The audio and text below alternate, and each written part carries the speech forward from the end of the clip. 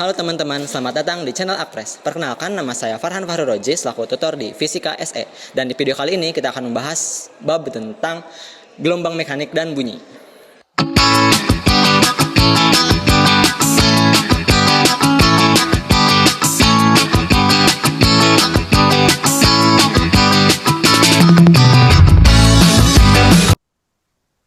Oke, gelombang mekanik dan bunyi. Mungkin sebelum lanjut, saran aku tonton dulu yang bab 10, khususnya tentang regangan sama osilasi. Soalnya itu bakal jadi prasyarat buat di materi ini. Ya, aku juga gak tahu sih kenapa urutannya gelombang dulu baru osilasi. Tapi saranku tonton yang bab 10 dulu, baru masuk sini. Oke, lanjut. Ini ada seperti biasa.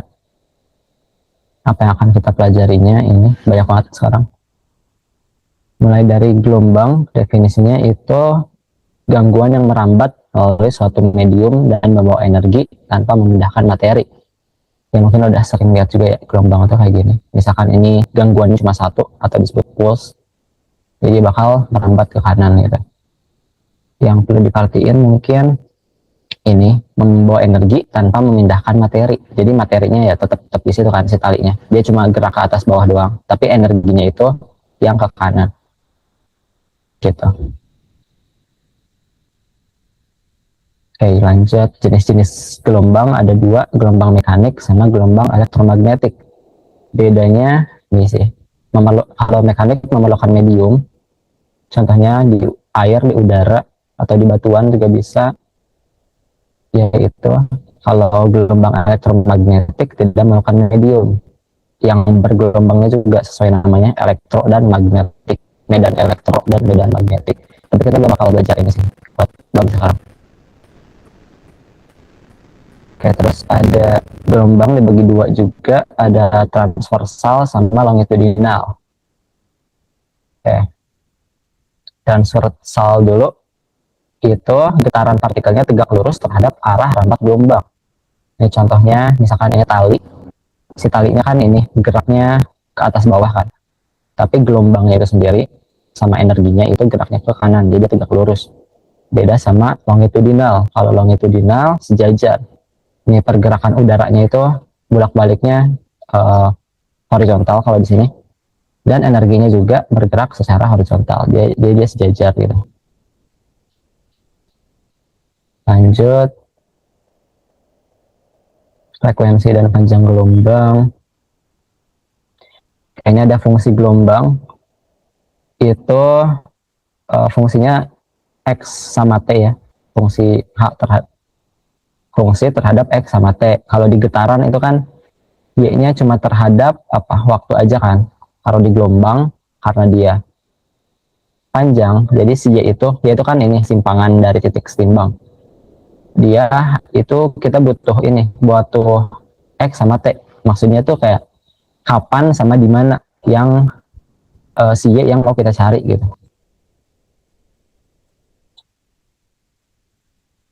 Persamaannya yang ini sama kayak yang getaran juga, nilai sin itu rentangnya dari min 1 sampai 1 karena dikali Y maksimum alias si amplitudo, jadi nilai si Y ini bakal antara min amplitudo sama plus amplitudo. Terus nah dalam sinnya bedanya ada ini, ada Kx di sini.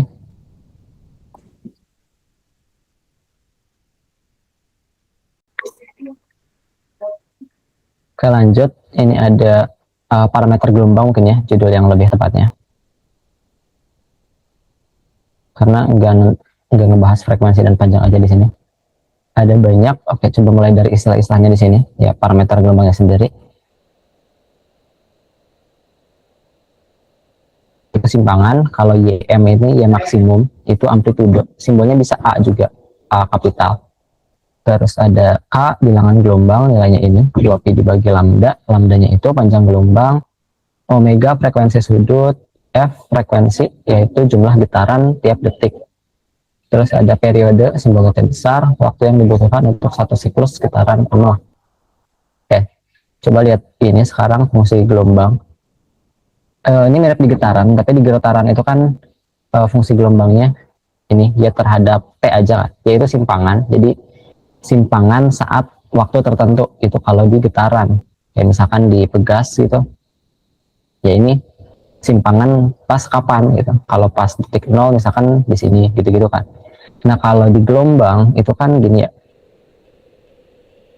kayak misalkan ini ada sumbunya, aku kasih sumbu, ini X itu perpindahannya, sama ada Y si simpangannya. Nah kalau di gelombang itu kita butuh dua-duanya, kayak misalkan X itu yang di mana, misalkan X-nya di sini, sama kapan, karena si gelombangnya itu kan bakal gerak kan, bakal gerak ke kanan gitu. Jadi fungsinya itu ada X sama T, kapan dan di mana. Terus ya ini mirip getaran juga, nilai sin itu min 1 sampai 1, jadi rentang nilai si Y itu min amplitudo sama plus amplitudo tentang si simpangannya. Terus ini ada OET, mungkin review juga yang kemarin, si W itu kan ini rumusnya 2πf atau 2π T kan, per T itu periode. Nah WT ini bisa ditulis 2π per T dikali T kan, ini T kecil, T-nya waktu. Nah ini kan fasa ya, di dalamnya itu fasa. Jadi kalau misalkan T-nya sebesar periode, misalkan T sama dengan waktu yang kita cari itu sebesar T, besar periode. Artinya kan dia ngulang lagi kan, karena udah satu periode. Balik ke siklus awal. Jadi kalau kita masukin T ke sini, nanti dia bakal dicoret sama ini. Dan nilainya bakal 2V. 2V itu berarti dia bakal ngulang lagi siklusnya. Nah itu tuh sama juga kayak yang di sini. Tapi ini ngomongin panjangnya ya. Kayak si K itu kan rumusnya itu 2π dibagi lambda. Nah tiap X-nya lambda atau kelipatan lambda, ya misalkan X-nya lambda, nah ini kan bisa dicoret ya. Nah dia tuh bakal ngulang lagi, kan 2π lagi, bakal ngulang ke fase awal lagi gitu. Oke lanjut, di slide ini tuh kita nyoba nge-ekstrak nilai parameter gelombang yang tadi. Nah pertamanya dari persamaan, terus nge-ekstrak dari grafik juga. Oke, cobain aja ya. Yang dari persamaan, ini ada persamaan simpangan terhadap waktu. Ya sebenarnya lebih ke persamaan getaran ya, tapi bisa diartiin juga sebagai persamaan gelombang. Dengan X-nya itu kita udah di-fixin, udah ditentuin gitu. Oke, cobain aja, ini ada persamaannya yang ini. Kita bisa dapat omeganya, itu sebesar 0,5, karena omega itu kan ini konstantanya si T, variabel T. Jadi 0,5, terus ya tinggal pakai ini ya, rumus yang ada aja. Bisa dapat periode dari ini. 2V dibagi omega. Omeganya 0,5, jadi 2 dibagi 0,5, 4V. Ini, kalau di desimalin ini, terus F itu 1 dibagi periode, 1 dibagi ini, 1 dibagi 4pi. Nanti ini nilainya kalau dimasukin kalkulator. Ini dari grafik, ini grafiknya terhadap waktu. Di sini ada waktu, sama ada simpangannya yang si Y-nya. Kayak misalkan, contohnya jika puncak terjadi di T sama dengan 0,2. Nah puncak ini misalkan di 0,2. Dan puncak berikutnya di 0,8. Kayak mungkin ini dilanjutin ini ya. Nah, di sini itu 0,8. Oke, kita bisa dapat si periode. Periode itu kan waktu yang dibutuhkan untuk satu getaran.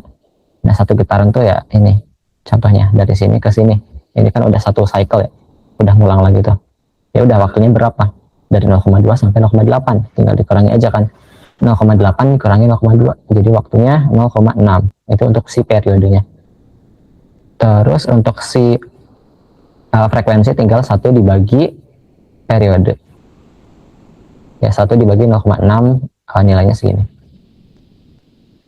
Bisa dapat omega juga ya berarti pakai rumus yang tadi tuh.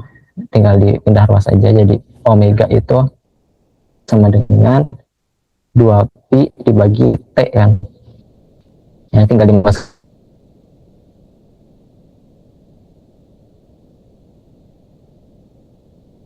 aja, nanti dapat si omega-nya. Gelombang berdiri itu akan sama dengan frekuensi dikali lambda. Ya sebenarnya ini kayak make sense sih. Frekuensi itu kan berapa getaran dalam 1 detik kan. Kalau kecepatan itu ya berapa jarak dalam 1 detik, jarak tempuh. Ya berarti si frekuensi tinggal ini aja. Ya. Si frekuensi itu kan kali kayak berapa kali per detik gitu. Ya kalinya kita convert aja jadi panjang, ya tinggal dikali si lambda. Karena satu kali itu kan sepanjang lambda kan nilainya. Jadi F dikali lambda aja. Nanti dapat P, kecepatan. Gitu. Nah, ini kalau dipakai periode juga bisa gini nanti. Oke lanjut, ini ada gelombang pada tali teregang. Ini tuh penurunan rumusnya panjang banget ya. Mungkin aku coba langsung aja ke kesimpulannya yang ini. Jadi ada persamaan. Jadi pada gelombang pada tali teregang, atau sebenarnya gak perlu pakai teregang juga, gak apa-apa, karena gelombang pada tali itu talinya kan pasti punya tegangan, ya kan? Ya berarti dia juga dikatakan teregang gitu. Yaitu di bab 10 ya, makanya harus tonton dulu yang bab 10. Kalau yang contohnya nggak teregang tuh misalkan talinya disimpan di lantai gitu, tergeletak doang, itu kan dia gak punya tegangan, ya gak mungkin terjadi gelombang juga. Oke, jadi rumus ini kecepatan gelombang pada tali itu rumusnya akar dari T dibagi mu. T itu tegangan talinya dibagi mu. Mu itu ini kerapatan linear atau massa per panjang. Kalau satuan internasional ini berarti bakal kilogram per meter ya. Jadi berapa kilo tiap 1 meter talinya gitu. Oke, dan ini juga cukup masuk akal ya. T-nya kan di atas nih. Berarti kalau tegangannya makin tinggi, tegangan si talinya makin tinggi, kecepatannya makin tinggi juga. Kalau masanya makin gede, ya kan berarti inersianya makin gede. Ya berarti kecepatannya bakal makin lambat. Ya. Oke, lanjut. Energi dan daya gelombang pada tali. Mungkin bisa perhatiin yang ini dulu. Ya, ini ada gelombang pada tali yang teregang ya. Nah ini ada titik A, katakanlah, atau panjang A ini, yang titik B. Nah si panjang dari sini ke sini sama ini ke sini itu masanya sama. Tapi kenapa panjangnya beda? Ya karena pas di sini tuh dia teregang, pas di atas ini dia nggak teregang sama sekali. Gitu ya. Nah untuk energi gimana? Energi di sini di puncak ini itu kan berarti ada dua, energi kinetik sama potensial. Kinetik sama EP. Energi kinetik itu ngomongin kecepatan, karena dia lagi diam, pas di ke atas kan diam sesaat terus ke bawah lagi. Jadi dia itu energi kinetiknya 0. Untuk energi potensial, karena dia nggak teregang, ya dia juga 0.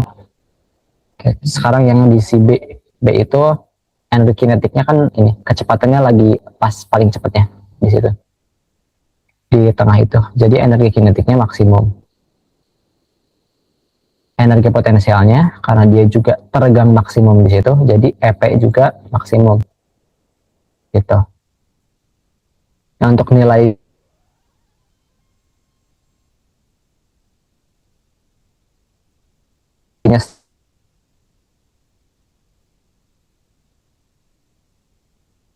sendiri itu penurunannya panjang banget, jadi mungkin aku langsung ulangnya aja. Suatu titik gitu ya, atau panjang yang kecil dari si talinya, karena kan tiap titik tuh energi kinetiknya beda-beda. Nah, jadi di spesifik tertentu, misalnya ini mu kerapatan benda, kerapatan tali, dx berarti panjang ininya, panjang tali yang dipakainya, omega, terus ada y cos kuadrat ini ya. Istilahnya udah pernah dibahas semua. Terus buat daya itu kan berarti berapa energi yang dibawa si gelombang tiap waktu gitu kan. Energi potensial dan energi kinetik. Untuk rumusnya yang ini, daya rata-ratanya itu sebesar ini. Nah, keterangannya juga ada, bisa dibaca.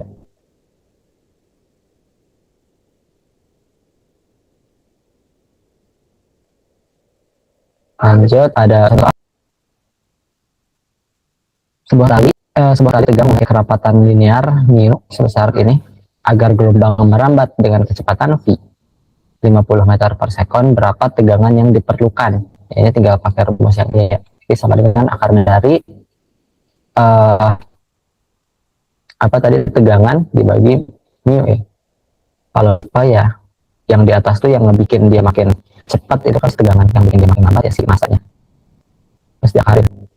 Nah ini sama aja, yang itu kayak dikuadratin kedua ruas, jadi V kuadrat sama dengan T per mu, karena kita pengen nyari T, jadi T sama dengan V kuadrat V kuadrat kali mu, kayak sama aja. V kuadratnya ada, V-nya ada maksudnya, mu-nya juga ada, yang ini tinggal dimasukkan aja, dan dapat ini nilainya 37,5 Newton untuk si tegangan talinya. Terus jika sumber digetarkan pada frekuensi 12 Hz, berapa panjang gelombangnya? Ya ini juga dari rumus yang itu, yang tadi, kecepatan sama dengan frekuensi kali lambda. Yang dicari itu lambda, jadi lambda sama dengan V dibagi frekuensi. Nah ini V-nya udah ada 50, frekuensinya yang 12. Jadi tinggal dimasukin aja dan dapatlah sekitar 4,17 meter untuk si lambda itu. Kayaknya ada samaan gelombang, ini agak beda sama yang di awal tadi, yang simpangan terhadap X, T waktu. Kalau dari sini kan kita bisa dapat grafiknya gitu, grafik si gelombangnya. Kalau di sini tuh lebih ke, bisa dibilang syarat aja gitu. Untuk semua jenis gelombang, apapun itu, kayak mekanik, bunyi, elektromagnetik, persamaan ini bakal berlaku gitu. Persamaannya yang ini, yang di kotak merah. Oke, jadi dari ini, Y itu simpangan, X itu perpindahan si gelombangnya. Ya, misalkan gelombangnya yang ini gerak ke kanan, jadi X saya perpindahan si itunya, gelombangnya. T kecil ini waktu, terus ini kayak ada simbol aneh ini tuh turunan, simbol turunan. Turunan parsial lebih tepatnya, tapi kita bisa anggap turunan aja sekarang. Terus ada mu dibagi tegangan, ini awalnya dari ini 1 per pi kuadrat. Nah yang ini 1 per pi kuadrat, pi-nya kecepatannya pakai rumus yang ini, dikuadratin jadi hilang, karena 1 per v jadi mu-nya yang di atas, mu dibagi tegangan tali gitu. Mungkin turunannya gak bakal aku jelasin lagi karena kepanjangan. Lanjut, gelombang berdiri atau standing wave terjadi saat dua gelombang yang identik bergerak berlawanan arah pada tali yang sama. Oke, iya, dia bakal kayak gak gerak gitu, kayak nggak jalan gitu si gelombangnya. Kelihatannya bakal diam di tempat, bakal standing gitu. Titik-titik penting, ada node atau simpul, itu tuh di sini. Dia itu bakal diam doang, nggak bakal gerak kemana-mana selama standing wave-nya berjalan. Terus ada antinode atau perut, itu yang kebalikannya, yang ini nih. Dia yang gerak paling jauhnya. Sini ke sini. Gitu. Kalau di sini ya sin kx itu yang dalam ininya itu pas 0 berarti dia node. Ya, ini. Kalau simpangannya 0 berarti di node gitu ya. Kalau simpangannya di maksimum, yaitu di perut. Pola resonansi tali panjang L ini bakal dijelasin di slide selanjutnya yang pakai yang bunyi.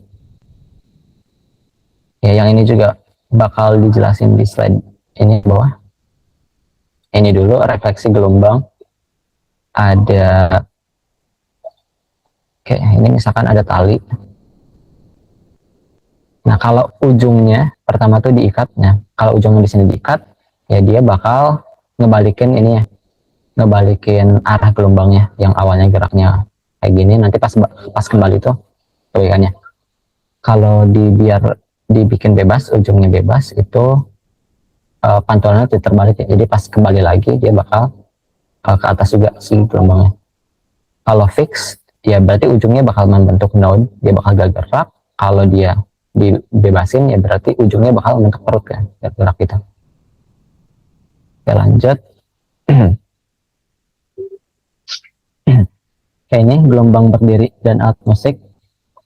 Ini ngomongin gelombang berdiri ya. Jadi syaratnya itu ujung ini ya, ujung talinya itu harus node, berupa node. Karena ada syarat itu, jadi lambdanya gak bisa sembarangan gitu ya.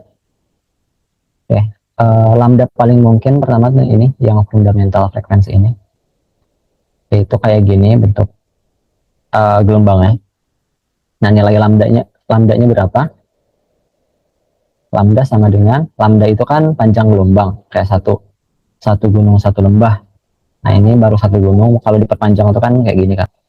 Panjang lambdanya itu kan berarti panjang si tali ini dikali dua kan.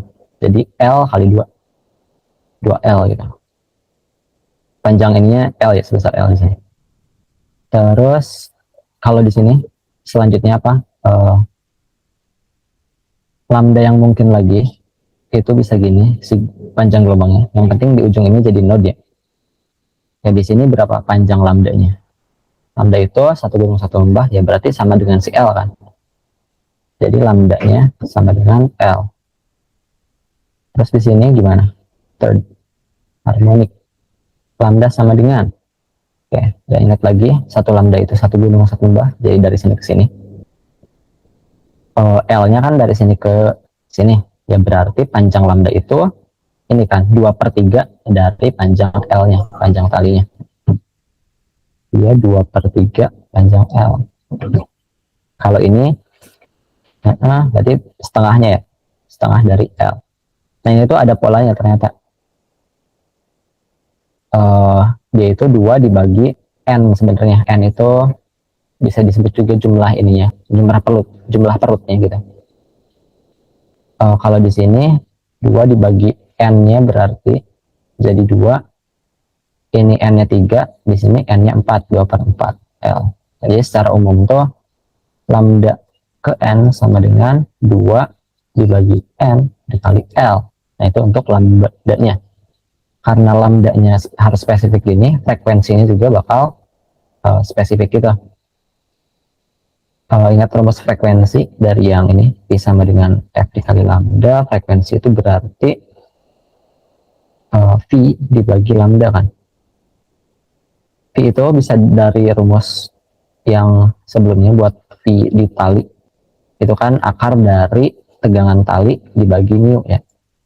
Nah, ini T dibagi mu. Nah, kalau di sini simbol T-nya sama aja. Di sini F. Yang lebih spesifiknya gini, force T gitu. Itu untuk V-nya, terus dibagi lambdanya yang tadi, yang ini. Karena dia 1/lambda, berarti ditukar ya urut ini ya. N yang di atas, 2L yang di bawah. Nah, dapatlah rumus si frekuensinya yang ini. Karena dia, kalau ini frekuensi 1 kan, berarti N-nya diubah jadi 1 gitu. Kalau pengen frekuensi 2 ya N-nya tinggal diganti 2 aja. Dan seterusnya. Nah, ini sama persis persamaan tadi tuh, si frekuensi sama si lambda ini sama persis kayak yang tadi yang belum dijelasin ini. Kalau yang ini ya. Gitu. Lanjut. Gelombang bunyi longitudinal.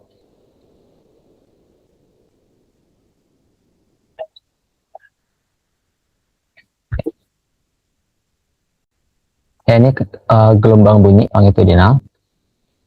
Ada kecepatan gelombang bunyi. Oke, ini ada konsep dasar dulu, bisa tinggal dibaca aja ini. Buat kecepatan gelombang bunyi, rumusnya yang ini. Kalau ini dulu hubungan umum kecepatan gelombang itu, V biasanya sama dengan akar dari elastisitas dibagi inersia. Untuk tali tegang itu kan V-nya ini ya. Kecepatannya sama dengan tegangan dibagi mu. Nah, itu sebagai elastisitasnya, mu sebagai inersianya. Oke, ini ada perambatan gelombang longitudinal. Gelombang bunyi adalah gelombang longitudinal. Partikel udara berosilasi sejajar arah rambat gelombang. Ya, jadi di gelombang longitudinal ini, misalkan yang ini nih, partikel tiap udaranya dia itu berosilasi, gerak harmonik sederhana gitu, yang arahnya sejajar dengan arah rambat gelombangnya. Bisa dihasilkan oleh pinson atau sumber getar. Dia menimbulkan kompresi dan ekspansi udara juga. Ya, bisa dilihat juga di sini dia ada bagian yang ini kan, yang terkompres sama yang terekspansi si partikel udaranya. Yang terkompres itu berarti dipadatkan tiap partikelnya, tekanannya makin tinggi gitu ya. Setiap elemen udara berosilasi seperti gerakan sederhana, udah yang tadi. Terus ini ada fungsinya, fungsi perpindahan partikel yang pertama. Ini mirip fungsi yang di ini ya, yang di transversal. Amplitudo, bedanya di amplitudonya di sini pakai amplitudo simpangan maksimum si partikelnya, perpindahan partikel gitu. Terus ada juga yang fungsi variasi tekanan. Ini juga mirip, cuma ya pakainya amplitudo tekanan. Yang perlu diperhatiin mungkin bedanya di sini. Kalau perpindahan pakai cos di sini itu pasti kebalikannya, yaitu sisin. Kayak misalkan X sama T-nya aku pilih di suatu X T tertentu gitu ya, misalkan di sini. Nah, kalau kita lihat fungsi perpindahan partikelnya itu kan dia ini lagi jauh dari titik setimbangnya kan. Jadi dia bakal maksimum untuk si fungsi partikelnya. Tapi untuk fungsi variasi tekanannya, alias tekanannya, ini kan bisa dilihat ya, dia tekanannya itu justru minimum. Ya makanya dia itu kebalikannya. Di sini cos, ini sin. Gitu. Ini juga sama aja sih. Oke, lanjut. Interferensi gelombang bunyi ini juga sama persis, konsepnya tinggal dijumlahin aja si fungsinya. Nih, S sama dengan S1 ditambah S2. Kalau di sini pakai cos sama cos, jadi kalau pakai trigonometri ini cos A plus cos B, jadi hasilnya ini. Ini juga sama persis konsepnya. Kalau konstruktif itu berarti sefase, kayak apa ya, gunung ketemu gunung, lembah ketemu lembah gitu. Nilai beda fasenya itu kelipatan 2pi. Kalau interferensi destruktif ya berarti gunung ketemu lembah gitu. Nanti dia bakal minimum untuk hasilnya,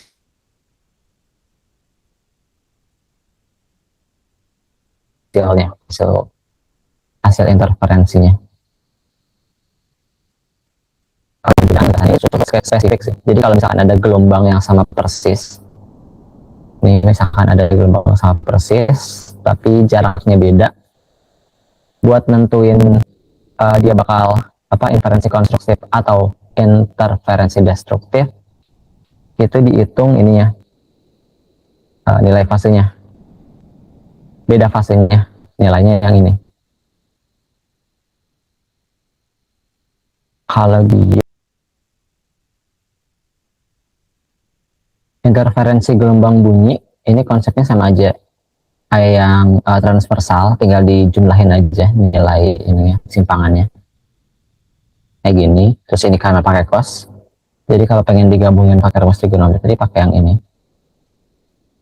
Terus ini juga sama aja, yang interferensi konstruktif itu kalau misalkan dia sefase, kayak gunung puncak ketemu sama puncak lagi gitu, lembah sama lembah lagi, jadi nanti bakal saling konstruktif, hasilnya bakal maksimum gitu.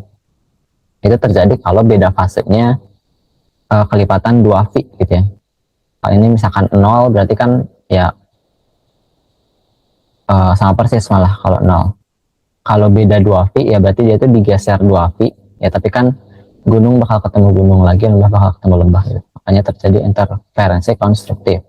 Kalau destruktif itu kebalikannya, si gunung bakal ketemu lembah, jadi nanti simpangan hasilnya bakal minimum gitu ya. Terus itu tuh kasus ini lumayan spesifik kasusnya. Jadi kalau ada 2 gelombang yang identik terus bakal ketemu di satu titik, untuk nentuin inferensi konstruktif sama destruktifnya itu harus dicari ini ya, beda jaraknya, kayak beda jarak dari sini dibanding sama yang satunya gitu. Nah jadi misalnya 10, ini 10, berarti kan beda jaraknya 0 kan. Nah kalau 0 tuh dia bakal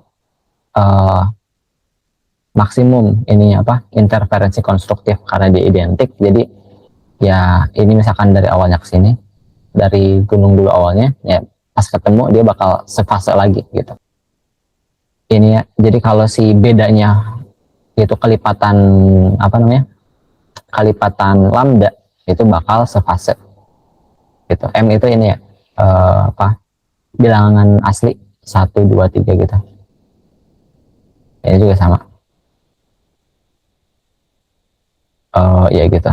Lanjut, intensitas dan level bunyi. Intensitas itu ini daya dibagi area, ya yang ini yaitu 4 PR kuadrat. Terus apa lagi nih? Intensitas berhubungan langsung dengan amplitude getaran partikel. Ini ya intensitas, amplitude itu yang ini, S maksimum.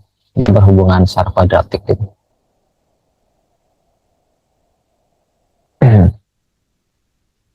Terus yang sering dipakai juga persamaan ini, intensitas dikali area itu sama dengan intensitas 2 dikali area 2 gitu. Ya. Lanjut, taraf intensitas bunyi. Ini tuh untuk mengukur kebisingan yang didengar manusia. Rumusnya ini, dia pakai logaritma basis 10. Itu tuh karena tiap intensitas naik 10 kali lipat, tapi yang didengar manusia itu kerasanya kayak nambah bising 2 kali lipat gitu. Makanya dia pakai logaritma basis 10. Terus ini ada ini 10 dikali logaritma intensitas sumber dibagi intensitas ambang. Intensitas ambang itu nilainya ini, dia itu intensitas yang pas baru bisa didengar sama manusia. Jadi kalau lebih kecil dari ini, manusia tuh gak bisa dengar gitu. Kalau pas ya tepat baru bisa, dan makin gede ya makin bisa. Jadi kalau ini dimasukin sumbernya dengan nilai yang sama intensitas ambang, ini kan berarti ini ya I0 juga gitu. Jadi log 1 10, log 1 berapa? 0 kan. Jadi jawabannya itu 0 desibel. Jadi dia masih nggak kedengar kalau intensitas ambangnya, kalau intensitas sumbernya sama kayak intensitas ambang gitu. Terus ini ada contoh soal dikit. Tingkat intensitas sebuah pesawat jet pada jarak 30 meter adalah 140 desibel. Berapa tingkat intensitasnya pada jarak 300 meter? Tingkat intensitas ini, taraf intensitas juga sama aja. Oke. Tingkat intensitas sebuah pesawat jet itu 140. Jadi 140 sama dengan 10 kali log intensitas ambangnya itu 10 pangkat 12. Nah ini kita coba cari dulu intensitas ini pesawat jet di jarak segini. Ini 10 bisa dicoret, 14 sama dengan log 10 min 12 itu juga bisa ke atas ya, jadi I kali 10 pangkat 12, sorry, karena udah di atas. Terus log itu kan berarti sama aja ini kan 10 ya kalau gak ditulis. Jadi 10 pangkat 14 sama dengan ini I dikali 10 pangkat 12. Jadi I nya intensitasnya sama dengan 10 pangkat 2. Nah ini. Lanjut, sekarang kita cari intensitas di jarak 300 meter. Ini harus pakai yang ini nih. Jadi 10 pangkat 2 itu ya ini kan P dibagi 4 PR kuadrat. Lanjutin lagi, I2 tuh yang ini ya, kita pengen nyari ini, kita mau manipulasi dari persamaan yang satu ini. 900 dikali 100, jadi 9, nolnya ada 4, sama dengan ini kan. Kalau 900-nya dipindah ruas ke sana, ini tuh jadi 1 sama dengan P per 4 I 9, 0, 0, 0, 0 kan. Nah ini sama kayak yang ini. Jadi nilai ini itu sama dengan 1, sama dengan 1. Berarti intensitas 2-nya sama dengan 1. Ini sama juga ini di sini. Terus tinggal dicari berapa desibel pakai rumus yang ini. Taraf intensitas sama dengan 10 kali log ini dikali maksudnya log intensitasnya tadi 1 dibagi intensitas ambang 10 pangkat min 12, atau 10 kali log 10 pangkat min 12 itu bisa ini ya, 10 pangkat 12 dikatasin 10 dipangkatin berapa jadi 10 pangkat 12 ya, berarti dipangkatin 12 kan, ini nilainya ini 12 dikali 10 jadi 120 desibel gitu. Jawabannya 120. Oke lanjut. Ada efek Doppler. fenomena frekuensi F aksen yang didengar yang didengar berbeda dengan frekuensi sumber ketika sumber atau pendengar itu bergerak. Ini contohnya ada apa ini? Ada orang sama ada mobil ya. Mobilnya mengeluarkan suara. Oke, mobilnya ini gerak ke kiri ceritanya. Kalau ada orang di kiri, dia itu bakal ngedengar frekuensinya makin gede kan, karena si mobilnya gerak ke kiri. Sedangkan orang yang di kanan ini bakal ngedengar frekuensi yang lebih kecil. Itu juga berlaku kalau si orang yang gerak. Kalau mobilnya diam nih misalkan, terus misalkan orang yang gerak gitu, orangnya gerak ke sana, frekuensi yang didengar itu bakal lebih tinggi dibanding kalau geraknya kebalikan dari si sumbernya. Besarnya pakai rumus yang ini, F aksen itu yang didengar oleh oleh pendengar, F yang di sini F sumbernya. Nih kalau dia mendekat pakai yang tanda atas, kalau mendekat yang ini. Berarti di sini plus, di sini negatif. Kalau dia menjauh pakainya yang negatif sama positif. Atau ini bisa pakai logika aja sebenarnya. Kayak misalkan yang di atas ini kan buat ini ya, buat observer, buat pendengar. Kalau si pendengarnya mendekat ke si mobil, dia kan frekuensinya makin gede. Berarti pembilangnya harus ditambah biar frekuensi ininya makin gede. Kalau menjauh dikurangi biar makin kecil. Kalau ini tuh buat si sumber, berarti si mobilnya. Kalau mobilnya mendekat orang ini, dia bakal makin gede frekuensinya. Tapi karena dia ada di penyebut, ini tuh makin kecil, frekuensinya makin gede kan. Makanya dikurangi gitu. Dan udah, terima kasih. Demikian video pembelajaran kita kali ini. Semoga dapat membantu dan menambah pemahaman kalian. Dan jangan lupa untuk klik like, share, dan subscribe. Dan terakhir, semangat belajarnya. Sampai bertemu di video selanjutnya. Bye.